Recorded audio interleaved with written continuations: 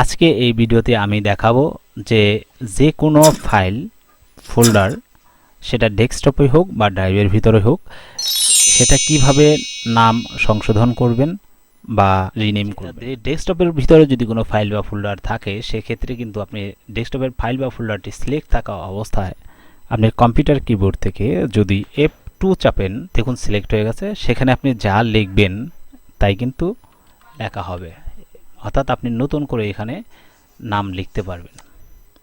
এছাড়া আপনি যদি এই ফাইলটি সিলেক্ট থাকা অবস্থায় যদি আপনি মাউস দিয়ে রাইট ক্লিক করেন এবং রাইট ক্লিক করার পর যে লিস্টটি আসবে, ড্রপডাউন লিস্টটি আসবে, সেই ড্রপডাউন লিস্ট থেকে আপনি রিনেম, দেখুন এখানে রিনেম আছে, এই রিনেমের উপর ক্লিক করবেন। ক্লিক করার পর আপনি যা লিখবেন তাই কিন্তু এখানে লিখতে পারবেন, মানে রিনেম করতে পারবেন। অথবা আপনি এই যে ফাইল ফোল্ডারটি সিলেক্ট আছে, সিলেক্ট থাকা অবস্থায় আপনি যদি মাউস দিয়ে আলতোভাবে একটা ক্লিক করেন সেক্ষেত্রে কিন্তু লেখাগুলো সিলেক্ট হয়ে যাবে। আপনি যাই লিখতে চান সেটাই কিন্তু আপনি লিখতে পারবেন।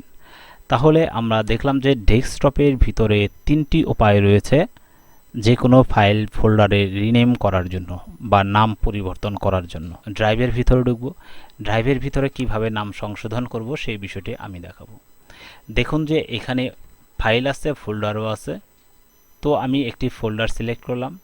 সিলেক্ট থাকা অবস্থায় আপনি কিবোর্ড থেকে যদি F2 চাপেন তাহলে কিন্তু ফোল্ডারের লেখাগুলো সিলেক্ট হয়ে গেল এবং এই লেখাটি আপনি যে নামে খুশি সেই নামে টাইপ করে সেটি কিন্তু এই যে ফাঁকা জায়গা আছে, ফাঁকা জায়গা যদি মাউস দিয়ে ক্লিক করেন তাহলে কিন্তু নামটি পরিবর্তিত হয়ে যাবে।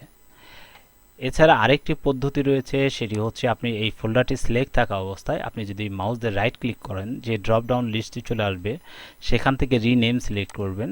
সিলেক্ট করার পর দেখুন যে লেখাগুলো সিলেক্ট হয়ে গেছে। এখন আপনি যে নাম খুশি টাইপ করে আপনি কম্পিউটার থেকে যদি মাউস থেকে যদি এন্টার চাপেন অথবা এই যে ফাঁকা জায়গা আছে সেখানে ক্লিক করেন তাহলে কিন্তু লেখাটি সম্পন্ন হয়ে যাবে বা ফোল্ডারের নামটি পরিবর্তন হয়ে যাবে।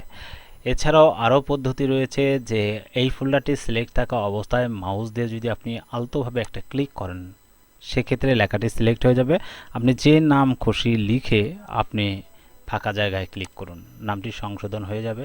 এছাড়াও আপনার এই যে সিলেক্ট করলেন ফাইলটি, সিলেক্ট করা অবস্থায় আপনি যদি এই যে রিনেম যে লেখা আছে, এটি হচ্ছে হোম ট্যাবের অধীনে রিনেম আছে, সেখানে যদি ক্লিক করেন সেক্ষেত্রেও কিন্তু আপনি নাম সংশোধন করতে পারবেন। আপনি যা খুশি লিখুন, লেখার পরে ফাঁকা জায়গায় ক্লিক করুন, নাম সংশোধন হয়ে যাবে। সর্বপ্রকার পদ্ধতি আমি আপনাদেরকে দেখালাম যে কিভাবে যে কোনো ফাইলের নাম বা ফোল্ডারের নাম সংশোধন করবেন বা নাম পরিবর্তন করে লিখবেন, সেই বিষয়টি আমি আশা করি আপনাদের বোঝাতে সক্ষম হয়েছি। যদি আপনাদের ভিডিওটি ভালো লাগে থাকে তাহলে অবশ্যই ভিডিওতে লাইক দিবেন এবং কমেন্টস করতে ভুলবেন না।